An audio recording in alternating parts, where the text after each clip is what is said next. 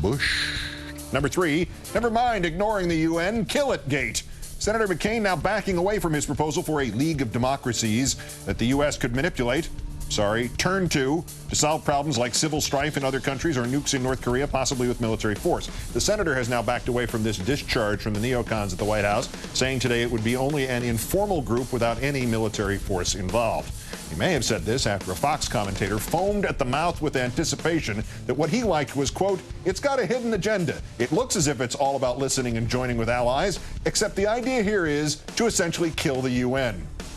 Number 2, buying the newsgate. First Armstrong Williams and video news releases and Jeff Gannon. Now the New York Times report yesterday that so many of the supposedly ex-military figures you were seeing on this network and CBS and ABC and CNN and Fox in 03 and 04 and 05 still had business relationships with the Pentagon and were still being wined and dined by DOD brass.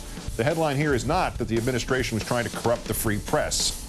It's A, how courageous were the likes of Barry McCaffrey and Monty Meigs and Jack Jacobs when they came on here and said, this is crap, the Pentagon misled everybody. And B, what makes anybody think this still isn't going on at Fox? And number 1, taunt the enemy gate. We have learned nothing from wanted, dead or alive. Secretary of State Rice mocking the anti-American militant Muqtada al-Sadr while in Baghdad, she said, I know he's sitting in Iran. I guess it's all-out war for anybody but him. I guess that's the message. They can go to their deaths, and he's in Iran.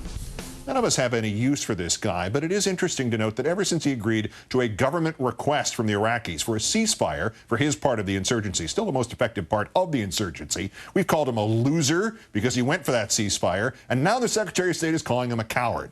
See, Madam Secretary, you keep mocking this bozo, and it begins to look like you want him to start the full-scale bloodshed, because that, of course, would make it easier for you to keep this damn war going. And even if that is not the motive, who was it who wrote that if you make your enemy look foolish, you lose the justification for taking him on? Oh, yeah, the author John le Carré, who started out life as David Cornwell, British spy and diplomat.